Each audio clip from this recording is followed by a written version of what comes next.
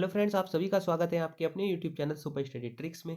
आज हम डिस्कस करने वाले हैं केबीएस पीआरटी किरण पब्लिकेशन टाइम्स का प्रैक्टिस सेट नंबर 3। इससे पहले की वीडियो में हम दो प्रैक्टिस सेट डिस्कस कर चुके हैं। आज हम डिस्कस करने वाले हैं पीआरटी प्रैक्टिस सेट 3 का पार्ट 3, जिसमें हम शुरू करेंगे क्वेश्चन नंबर 71 से। तो आइए शुरू करते हैं हमारी आज की वीडियो। क्वेश्चन नंबर 71, निम्नलिखित में से कौन सा कथन अधिगम की प्रक्रिया की विशेषता नहीं माना जा सकता है। तो इनमें इसमें आपको बताना है कि कौन सा कथन अधिगम की प्रक्रिया की विशेषता नहीं माना जा सकता है। हर क्वेश्चन के बाद हम 2 से 3 सेकंड के लिए रुकेंगे, जिसमें आप अपने क्वेश्चन का आंसर डिसाइड कर सकते हैं। तो गाइस, इसका राइट आंसर आपको बताना है। इसका राइट आंसर हो जाएगा अधिगम लक्ष्योन्मुखी होता है, तो ये भी सही है। नए सीखना भी एक अधिगम की प्रक्रिया है, बिल्कुल ठीक। अधिगम एक व्यापक प्रक्रिया है, बिल्कुल ठीक। तो कौन सा विशेषता नहीं होगा? शैक्षिक संस्थान ही मात्र ऐसे स्थान है जहां पर अधिगम होता है, तो ये गलत हो जाएगा। विद्यालय में भी बच्चा सीखता है, घर पर भी सीखता है, समाज में भी सीखता है। तो इस तरह से ये क्या हो जाएगा? ऑप्शन नंबर 3 गलत हो जाएगा। तो गाइस, इसका राइट आंसर होगा ऑप्शन नंबर 3। आकलन को उपयोगी और रुचिकर प्रक्रिया बनाने के लिए निम्नलिखित सावधानी बरतनी चाहिए। तो कौन कौन सी सावधानी बरतनी चाहिए, एक बार आप ऑप्शंस को देख लीजिए। विद्यालय तथा सहविद्यालय सीमाओं में छात्र के अधिगम के बारे में सूचना एकत्रित करने के लिए विविध तरीकों का उपयोग करने में। हाँ, तो ये पहला ही ऑप्शन क्या हो जाएगा? बिल्कुल सही, कि विद्यालय तथा सहविद्यालय सीमाओं के छात्र के अधिगम के बारे में सूचना एकत्रित करने के लिए विविध तरीकों का उपयोग करने में क्या करनी चाहिए? सावधानी बरतनी चाहिए। बच्चों की अलग अलग तुलना नहीं करनी है, तो इसलिए ऑप्शन नंबर 3 गलत। परिभाषाओं का प्रयोग नहीं करना, ये भी गलत। छात्र को बुद्धिमान और मंद बुद्धि वाले छात्रों में वर्गीकृत करना, ये भी गलत। तो इसका राइट आंसर होगा ऑप्शन नंबर ए। एक शिक्षक को अपने छात्र की क्षमताओं को समझने का प्रयास करना चाहिए। निम्नलिखित में से कौन सा क्षेत्र इस उद्देश्य से संबंधित हो जाएगा? तो इससे संबंधित कौन सा क्षेत्र हो जाएगा? हम कौन सा विषय पढ़ रहे हैं? मनोविज्ञान, और शैक्षिक मनोविज्ञान इसके अंतर्गत आ जाएगा। तो ऑप्शन नंबर 20 का हो जाएगा राइट आंसर। क्वेश्चन नंबर 74, सृजनात्मक विद्यार्थी वही है जो रेखाचित्र एवं चित्रकारी में बहुत दक्ष है, अत्यधिक बुद्धिशाली है, जांच परीक्षाओं में निरंतर अच्छे अंक प्राप्त करने में सक्षम है, पार्श्विक विचारशीलता एवं समस्या समाधान में अच्छा है। तो इनमें सबसे उपयुक्त आंसर कौन सा हो जाएगा? समस्या समाधान। तो बच्चे को किस तरह के लेवल पर हमें पहुंचाना है? प्रॉब्लम सॉल्विंग पर। तो ऑप्शन नंबर डी इसका राइट आंसर हो जाएगा। नेक्स्ट क्वेश्चन देखते हैं। हर शिक्षार्थी अद्वितीय है, इसका आशय क्या हो जाएगा? तो इसका आशय आपको बताना है कि क्या होगा। कोई शिक्षार्थी अपनी योग्यता, रुचि तथा बुद्धि में एक समान नहीं होता, तो इसमें पहला ही ऑप्शन सही हो जाएगा। प्रत्येक विद्यार्थी की क्या होगी? अपनी अपनी अलग योग्यताएं होंगी, अलग अलग रुचि होंगी, और बुद्धि का लेवल भी सबका कैसा होगा? अलग। ऑप्शन नंबर ए इसका राइट आंसर हो जाएगा। क्वेश्चन नंबर 76 देखते हैं। शिक्षार्थी जो सीख चुके हैं उसे दोहराने अथवा याद करने में सहायता करना महत्वपूर्ण है, क्योंकि किसी भी कक्षा अनुदेश हेतु यही सुविधाजनक शुरुआत है, यह गलत।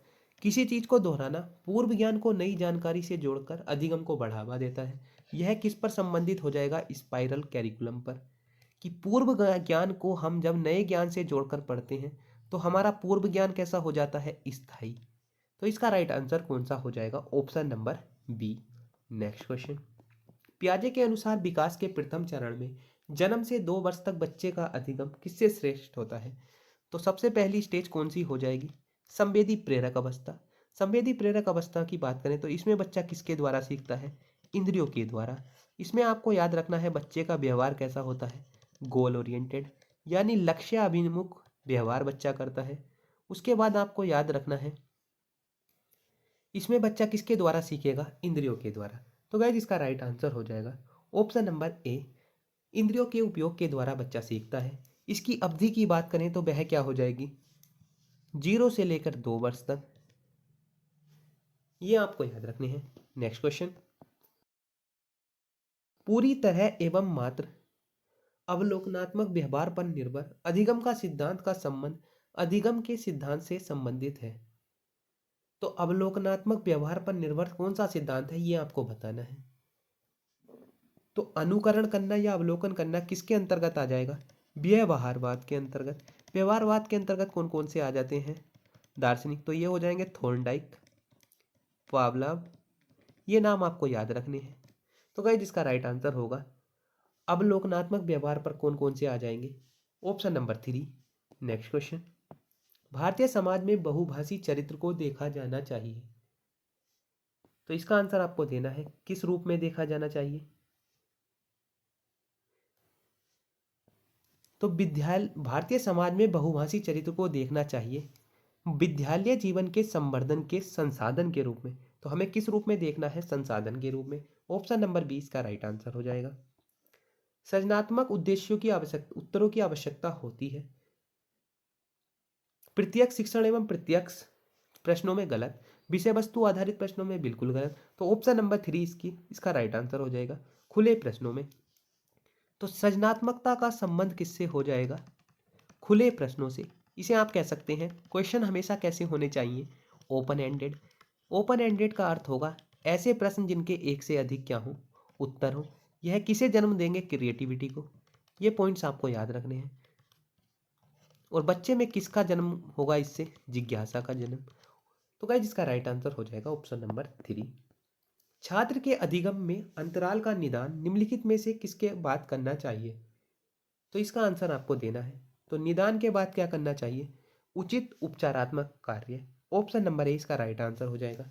आपको ध्यान रखना है निदान और उपचार में अंतर। जब भी हम निदान की बात करेंगे तो निदानात्मक में क्या होगा? हम छात्र की कमियों का पता लगाएंगे। छात्र की कमियों का पता किस में लगाया जाता है? छात्र की कमियों का पता लगाया जाएगा, केवल और केवल पता लगाया जाएगा निदानात्मक में। और उन्हें दूर कब किया जाएगा? उन कमियों को दूर किया जाएगा उपचारात्मक में। तो ये पॉइंट्स आपको याद रखने हैं। नेक्स्ट क्वेश्चन, क्वेश्चन नंबर 82, निम्नलिखित में से क्या समझने हेतु को शिक्षण को नहीं दर्शाता है? निम्नलिखित में से क्या समझने हेतु शिक्षण को नहीं दर्शाता है? इसका आंसर आपको देना है। तो छात्र का किसी घटना अथवा संकल्पना को अपने स्वयं के शब्दों में वर्णन करने के लिए छात्र को कहना, किसी नियम के कार्य का चित्रण करने के लिए उदाहरण देने हेतु छात्र को पढ़ाना। तो उदाहरण देने के लिए ये भी सही। समानता और असमानता देखकर समरूपता तैयार करना, ये भी सही। अलग तथ्यों तथा प्रक्रियाओं का स्मरण करने में छात्रों को सक्षम बनाना, तो ये हो जाएगा इसका गलत। बच्चे को क्या है? किसी भी चीज को याद नहीं कराना, रटाना नहीं है। तो रटना किस में आ जाएगा? ऑप्शन नंबर 4 में। तो इसका राइट आंसर हो जाएगा ऑप्शन नंबर 4। तो शिक्षण के समझने को कौन नहीं दर्शाता? Option number 4। नेक्स्ट क्वेश्चन, गठनात्मक आकलन हेतु निम्नलिखित में से कौन सा साधन उचित नहीं है? तो इसका राइट आंसर कौन सा होगा? ऑप्शन नंबर 3 शाब्दिक जांच परीक्षा। ऑप्शन नंबर डी 3 इसका राइट आंसर हो जाएगा। बालक के विकास के सिद्धांत को समझने से शिक्षक को मदद मिलती है। तो किसमें मदद मिलती है ये आपको बताना है।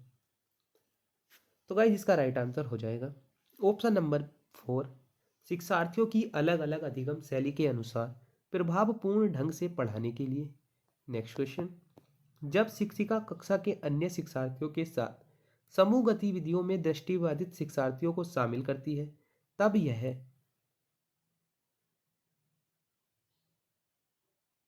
समाहित शिक्षा की मूल भावना के अनुसार कार्य करती है। तो गाइस इसका राइट आंसर होगा ऑप्शन नंबर ए समाहित शिक्षा की मूल भावना के अनुसार कार्य करती है। ऑप्शन नंबर ए इसका राइट आंसर हो जाएगा। नेक्स्ट क्वेश्चन देखते हैं,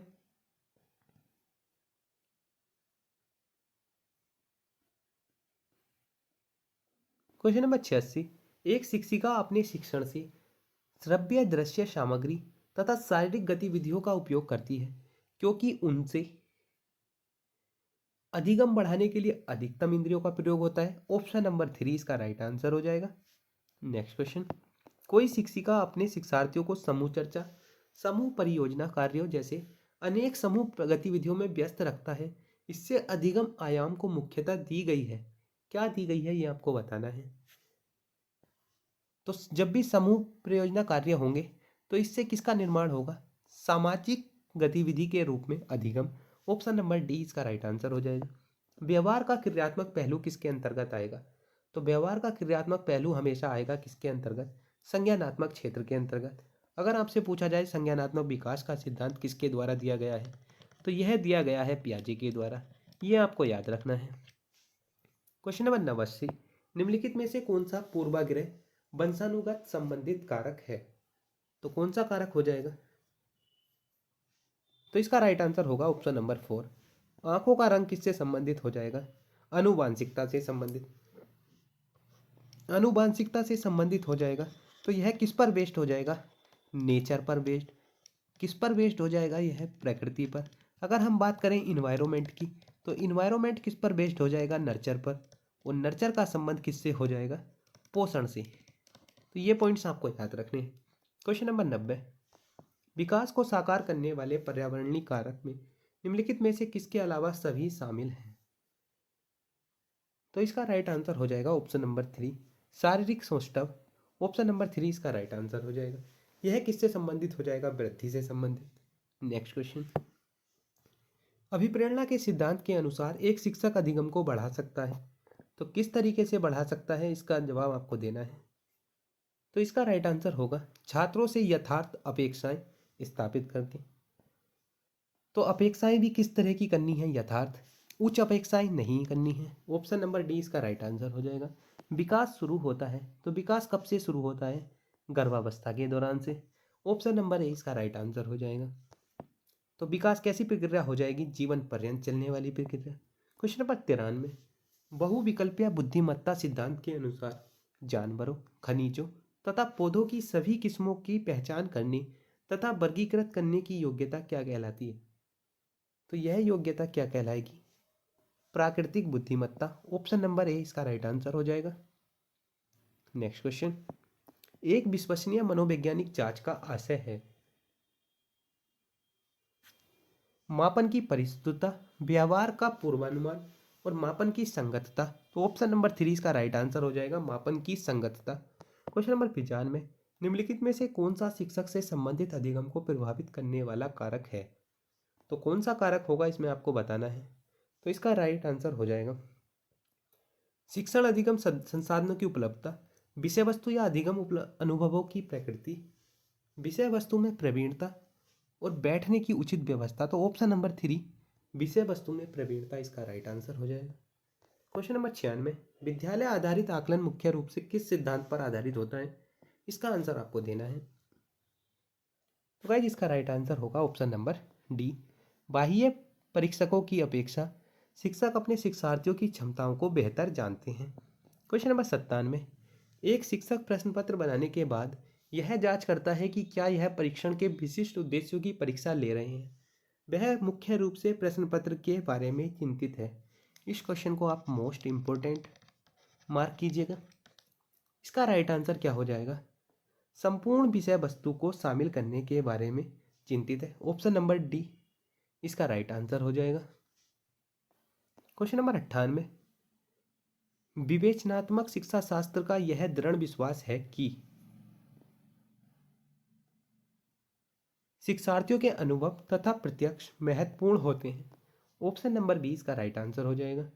क्वेश्चन नंबर 99, शिक्षार्थी व्यक्तिगत भिन्नता प्रदर्शित करते हैं, अतः शिक्षक को क्या करना चाहिए ये आपको बताना है। तो गाइस इसका राइट आंसर होगा ऑप्शन नंबर डी, सीखने के विविध अनुभवों को उपलब्ध कराना चाहिए। क्वेश्चन नंबर 100, मानव विकास के क्षेत्रों में विभाजित किया जाता है जो है। तो मानव विकास को किसके क्षेत्र में विभाजित किया जाता है? शारीरिक विकास, संज्ञानात्मक विकास, संवेगात्मक विकास और सामाजिक। यहाँ आध्यात्मिक गलत, यहाँ भी आध्यात्मिक गलत और यहाँ पर एक कम है। तो गाइज इसका राइट आंसर क्या होगा? शारीरिक, संज्ञानात्मक, संवेगात्मक और सामाजिक। तो गाइज आज की वीडियो में हमने पेडागोजी का पार्ट डिस्कस किया है। इससे अगली वीडियो में हम अगला पार्ट डिस्कस करेंगे। तो गाइज कैसी लगी हमारी वीडियो हमें कमेंट बॉक्स में ज़रूर बताइएगा, और वीडियो अच्छी लगी हो तो वीडियो को लाइक और चैनल को सब्सक्राइब करना मत भूलना। Thank you friends.